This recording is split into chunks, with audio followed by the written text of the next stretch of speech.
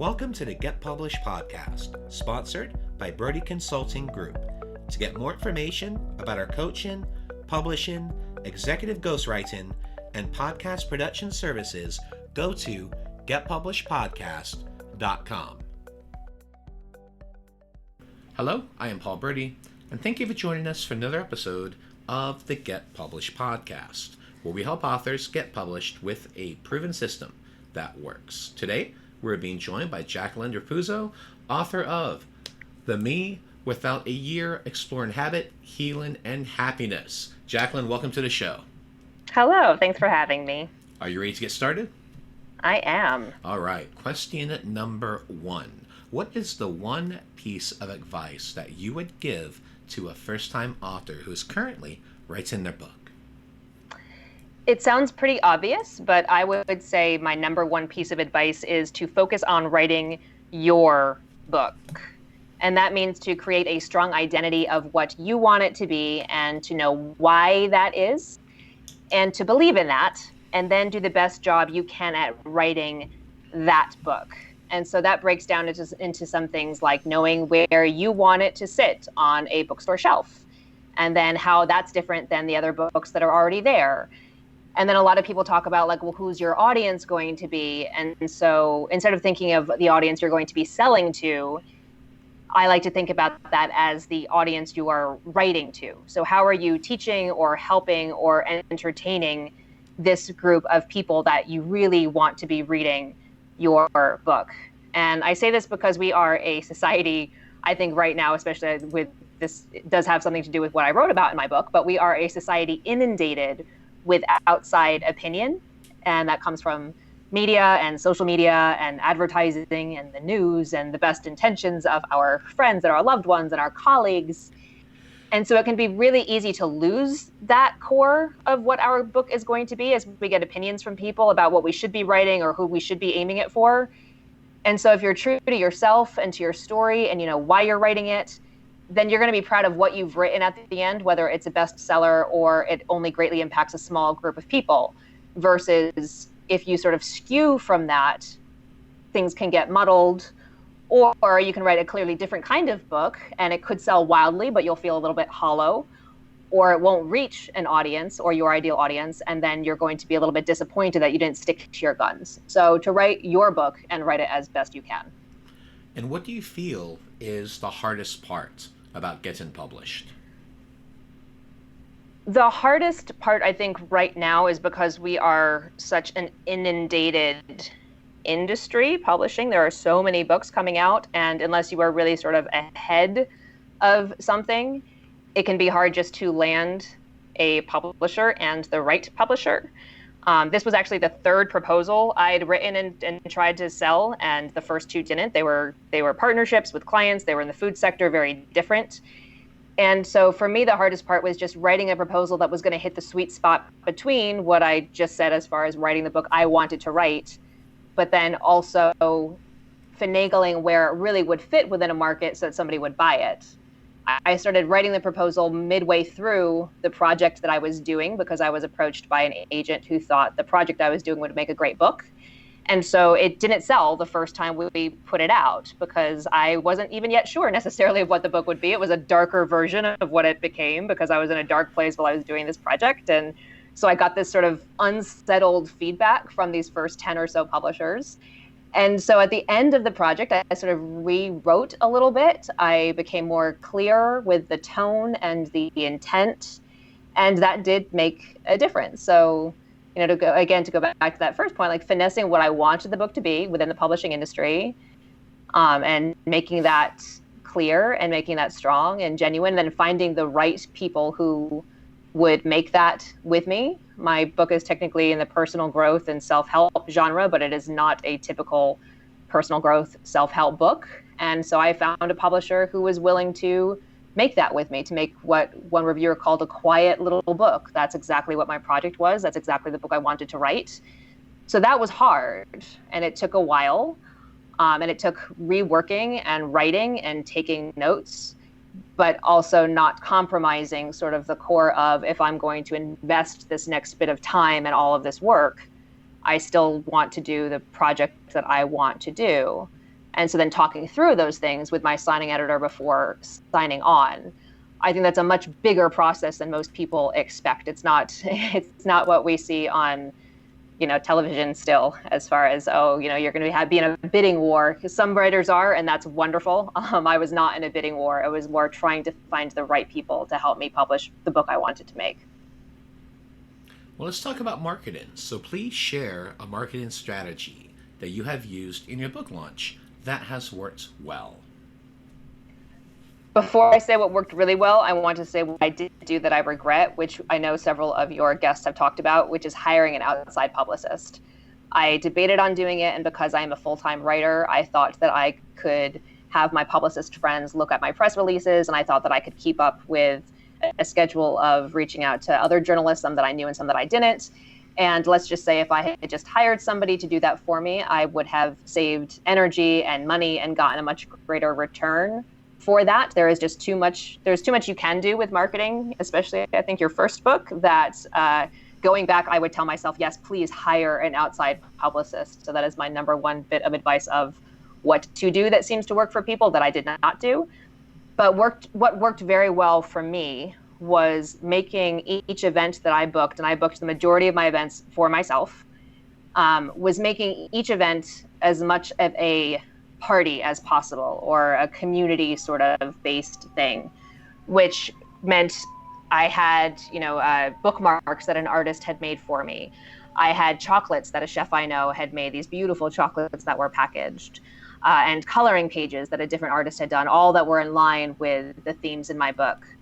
My official release party was at the Strand in New York City, which is a very iconic bookstore.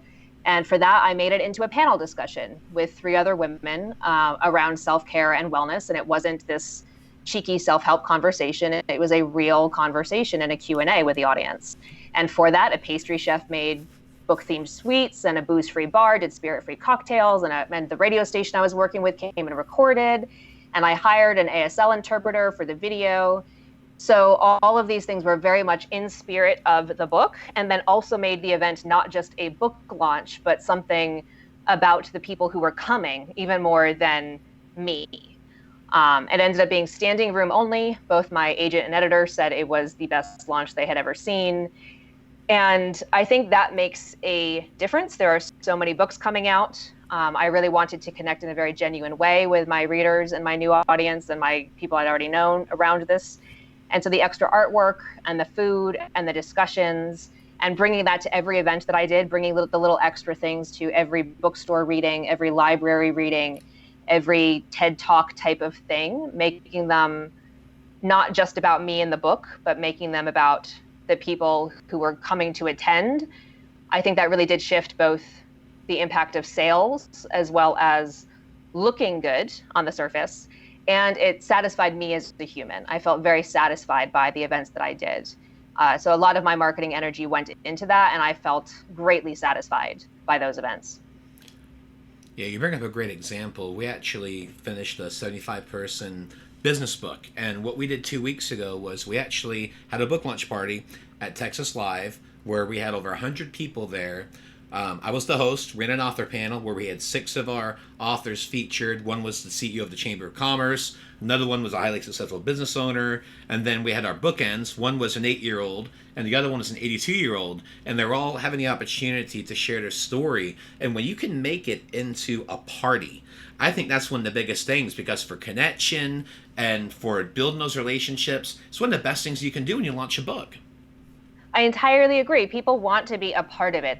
Books are not just these things that we pick up and put down and forget about. We really do want to connect with the people who are a part of the stories and who are creating them. So to me, I think that's the best way moving forward, that we can actually connect through the work that we do, rather than just, you make a book and it can just go out there and you can never get anything back from it. You work so hard on the book that you're writing.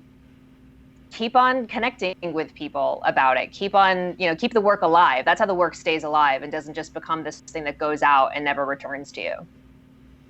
Absolutely. Well, speaking of books, I'd like to know, what is your favorite book and what was the number one thing that you learned from it? I've listened to your show before. I know that most of us have the same problem where we don't have a favorite book, Yeah. and I'm definitely in that camp. I lean towards writers who pull some technical expertise into their stories, no matter the genre. I read mostly nonfiction for my job as a full-time, writer and journalist, but I really do love memoir and fiction.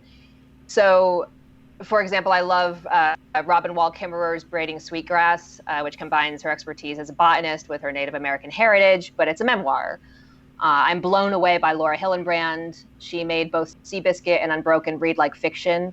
I don't know how she did that. And then for the classics, the works that I read over and over, I love Lucy Maud Montgomery, who wrote the Anne of Green Gables series, amongst other things, and Louisa May Alcott and Henry David Thoreau, and Jean Craighead George, whose Julie of the Wolves and My Side of the Mountain are some of the most beautiful fictional stories rooted in the natural world.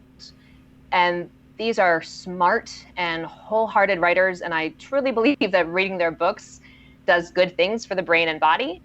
And what I've learned from them as a writer is that the more the writer is invested in the subject matter, the better the story. Like, these are all books that I fall into. And I only had about 4+ months to submit the first draft of my manuscript, which includes interviews and technical research, as well as tracking the memoir part of this project that I did. And I wish I'd had the time to become a bit more of an expert in some of the things that I wrote about, not because I was expected to be by any means an expert. Mine is a very human story.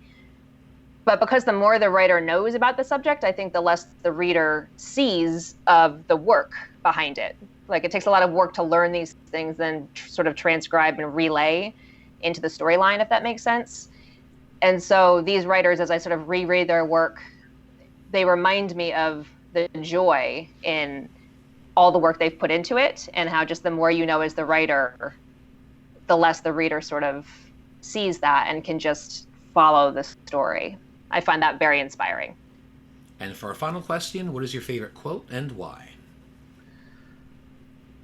That it will never come again is what makes life so sweet. It's the top of an Emily Dickinson poem. And why is because adult life is very hard for most of us.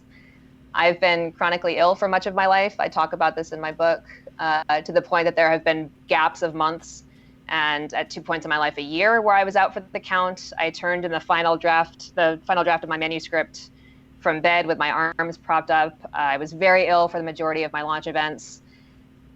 I'm excited to say I'm on the up again, but this was the worst winter I've had in a very long time. And this quote, that it will never come again, is what makes life so sweet. You can look at it sort of darkly, you can look at it with optimism, but I find that it sort of encapsulates how I make the choice to do things and to conquer fear or intimidation around them. So to write this book in 4 months, I moved to a cabin in the woods to be able to do it. That takes a lot of moxie, especially for a sick person. But, we get one life. We don't know what happens when we die. And so I think when we get opportunities to be brave and stretch and do something scary and new that could bring us to new places and have us meeting new people, even if there's great risk involved, even if you get a contract for a book and you have too little time and you're afraid of writing the worst book ever, that it will never come again is what makes life so sweet. Just go for it and figure out, do the work that you can to be prepared for every worst case scenario, and do the work that you can to create the best case scenario. And which for me means having fun during the process and connecting with people and being a little weird and coloring outside of the lines and not taking everything so seriously. We get one go at this, so we should just do it when we can. Well, Jacqueline, I want to thank you for being a guest on the show. What is the best way for people to find you online? Well, thank you so much for having me. My website is JacquelineRaposo.com, so JacquelineRaposo.com. And I'm most active on Instagram as @WordsFoodArt. You can also find me on Twitter as @WordsFoodArt and Facebook as Jacqueline Raposo Writer. Jacqueline, thank you once again for being on the show, and I wish you all the best in your author journey Thank ahead. you. Thank you very much.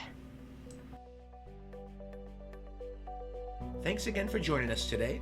To learn more about how you can be featured in our brand new Get Published business book, go to getpublishedpodcast.com.